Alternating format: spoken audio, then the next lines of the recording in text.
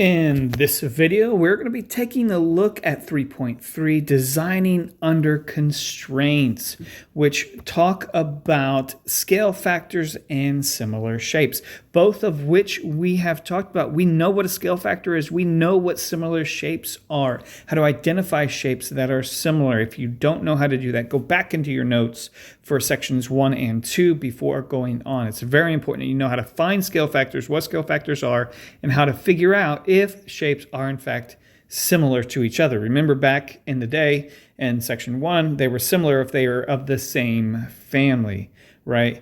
Different size, same shape. Okay, so let's jump right into our problem questions, our problem sets.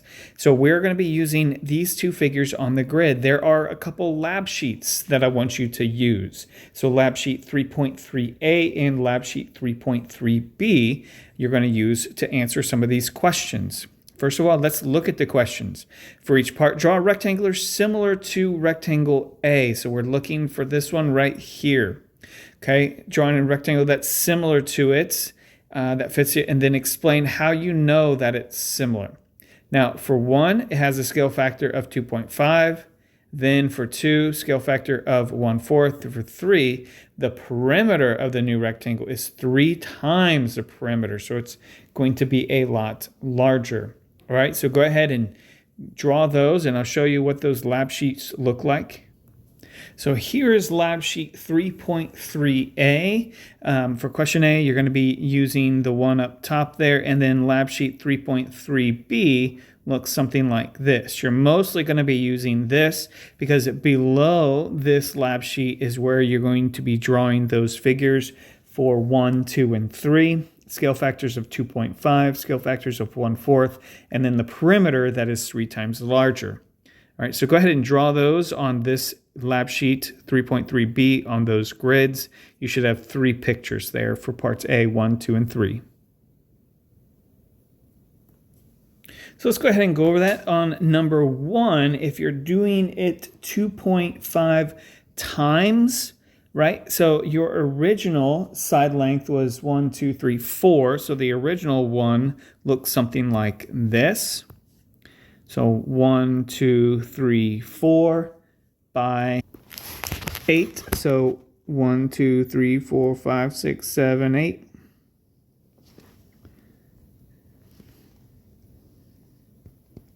And if you're doing it 2.5 times, right, our scale factor is 2.5, you would take each of these times 2.5 times 2.5, and that's where the 10, because 4 times 2.5, that equals 10. And then 8 times 2.5, that equals 20.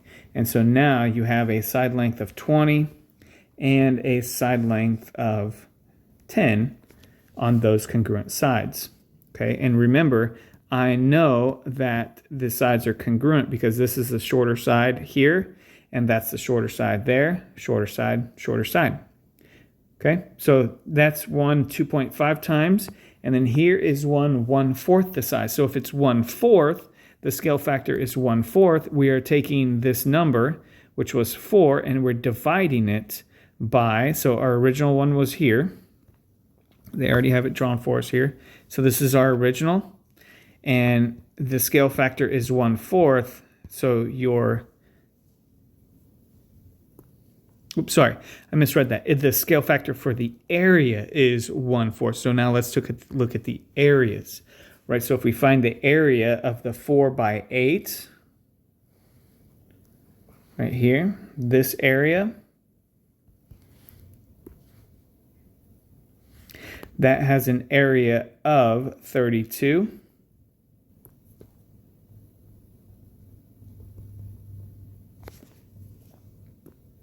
So if we want an area scale factor of 4, we would times that, or sorry, of 1/4, we would take that times 1/4. And now this area right here of that smaller one should be 32 times 1/4, that's 8. Which means our sides are now going to be, it's going to be a 4 by 2. Now remember, okay, if you're taking by 4 with the area, then the scale factor for the sides is going to be by 1 half. So you can then look to make sure that that's right. Half of 4 is 2. Half of 8 is 4. So we're good. Okay, so there is our area with a scale factor by 1/4. And then the last one, the perimeter. So the perimeter of the new rectangle is 3 times. So here is our new rectangle. It should be a 12 by 24 because our regular rectangle, which is a 4 by 8, looks like this. Just like with our reptiles that we just did with the quadrilaterals, you can repeat that shape in here. And you see it gets repeated 3 times as you go up, and then also 3 times as you go over.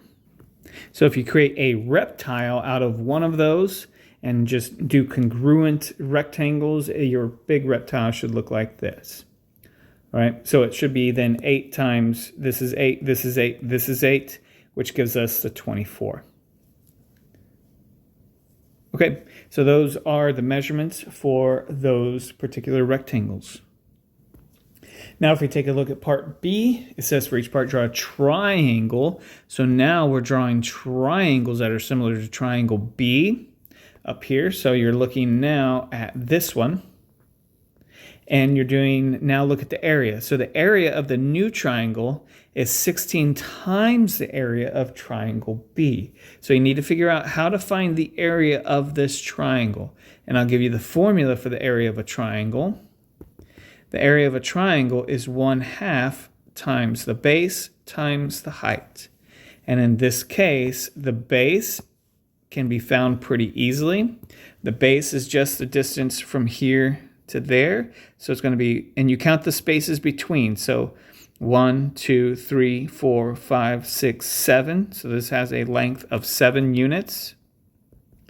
And then the height is from the base to the highest point at a right angle. So you go straight up to that point right there. And we went up 1, 2, 3, 4 spaces there. So this has a height of 4 units.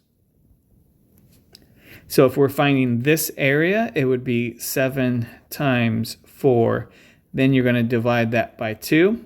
Okay, and then remember, we can simplify that to 1 and 2. So 7 times 2 is just 14. Or if you want to take 7 times 4 times 1/2, it's the same thing.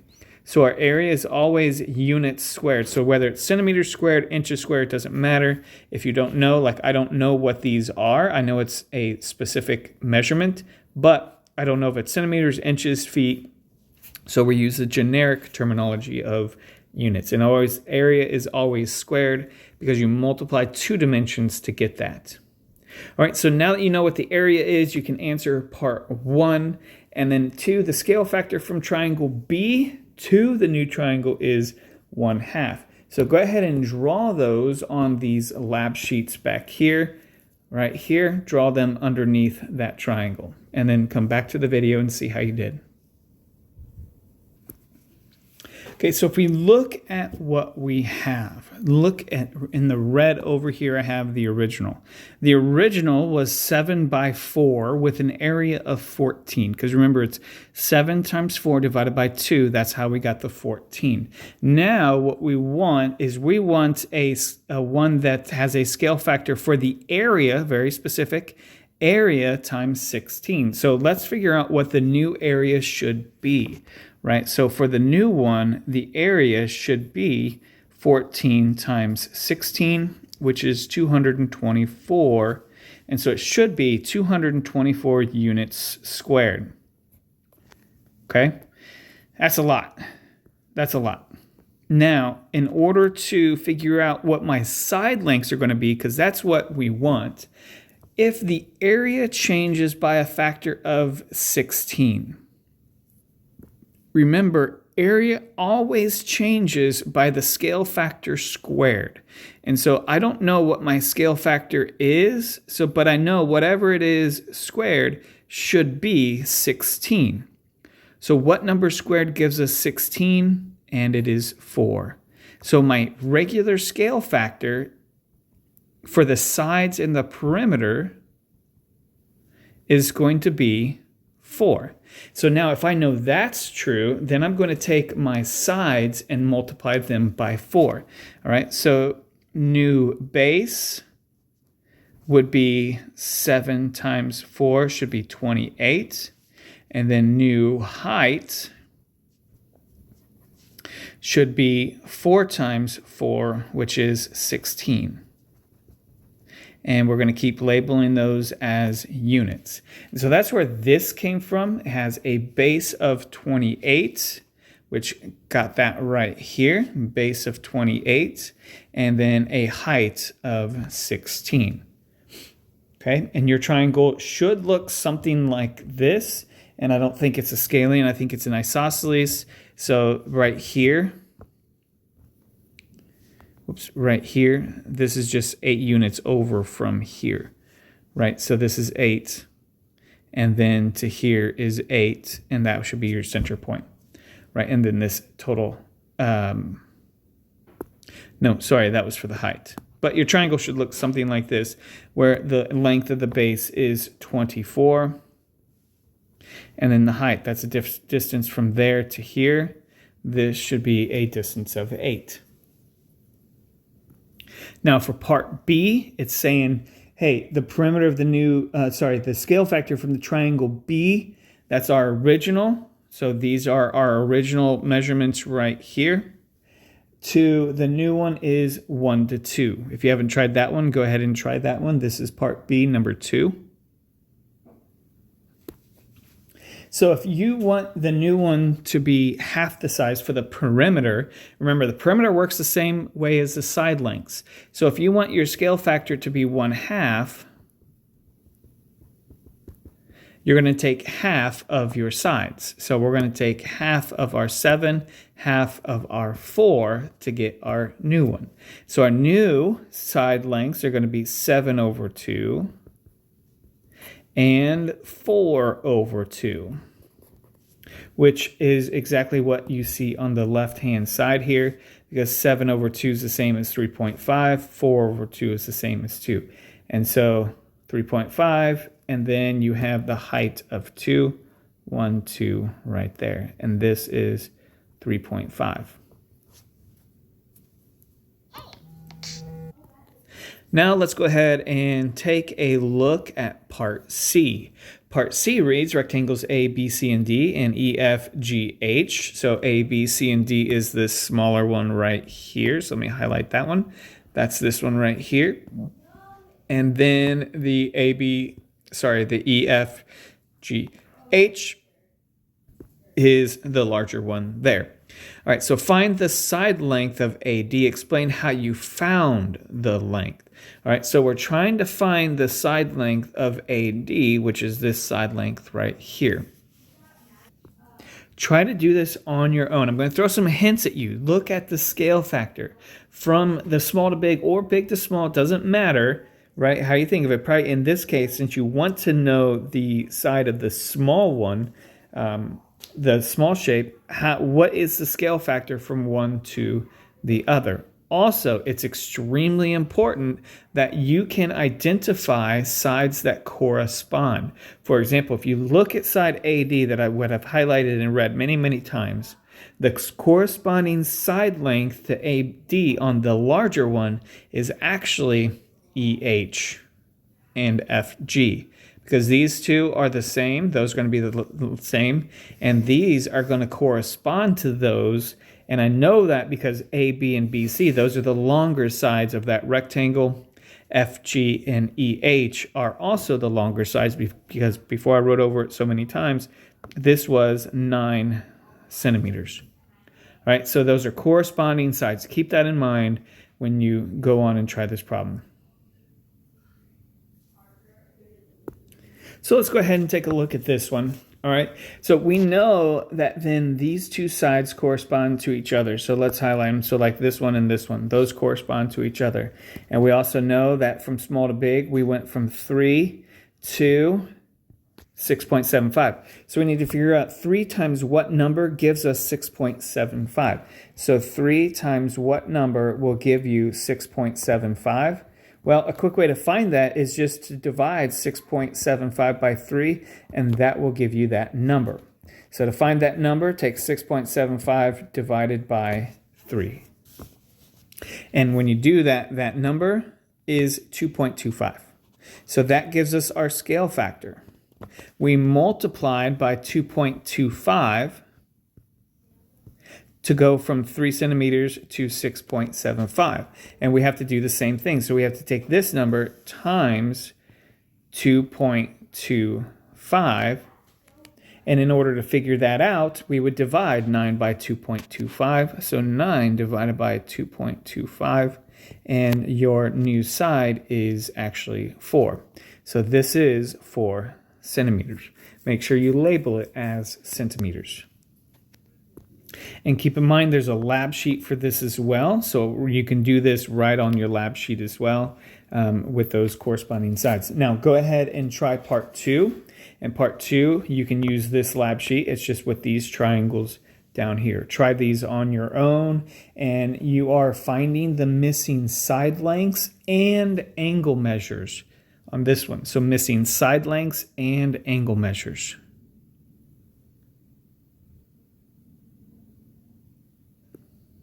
Okay, so first of all, let's look at trying to identify sides that would be considered congruent to each other, or they are more like they're corresponding. All right, so they're corresponding. I know that this side, let me grab the highlighter here. I know that this side and this side correspond to each other. All right, so and then that means with the other corresponding sides, this side and this side, and lastly, this side and that side are going to correspond to each other. And then if we look at corresponding angles, how many different colors can I use here? I know that this angle and this angle, they correspond to each other. Well, they are the exact same. Remember, if we know that the shapes are similar, then we know that the angles are going to be the exact same. So let's start there. If I know that then this angle here is 94, and this angle is the congruent angle on that shape, we know that they have to be the same. I know that this has to be then 94 degrees. Now let's look at that last angle. Now for this last angle here, these two are congruent, meaning they are the same angle. And if you keep in mind, each triangle has 180 degrees. So if I add 94 and 56 together, I get 150. So I have 150 degrees when I add this angle and that angle together. And so to figure out what this angle is, well, I know a triangle has 180 degrees. So I would take 180 degrees minus 50 degrees, and that gives me 30 degrees. So I know that this has to be 30 degrees, and this too has to be 30 degrees. So there's all of my angles. Now let's look at our sides. Well, first of all, let's look at the two sides that we know. Well, we know that this is 6 and we know that this is 7.5. We also know that those are corresponding sides, meaning if I'm going from here to there, I don't know what I'm multiplying by, right? So it's going to be 6 times what is going to give me 7.5. Well, to figure that out, I could just take 7.5 and divide it by 6, and that will give me that number. Let's take 7.5 divided by 6, and that gives us 1.25, or 1 1/4. Right? So that is our scale factor. So we're going to put that in here. So this is our scale factor. So 1.25. We're taking those sides times 1.25 to find that new one. So we can find then, if we go from 5 over to here, if we take 5 times 1.25, that gives us 6.25. So this is 6.25 centimeters. And then if we go from 3 over to here, multiplying by our scale factor of 1.25, that gives us 3.75. And we're going to label those as centimeters. So those are all of our missing sides. These are the missing parts that we had to find. We had to figure out what this angle and this angle were, and we found those. what that side length and what that side length were, and we found those. So all the yellow highlighted ones were the ones that we had to find. Okay, and that is it. Making sure that you are able to explain, because a lot of times on our tests and quizzes, I do ask you to explain, so make sure you're able to do that. Otherwise, that is it for 3.3, Designing Under Constraints.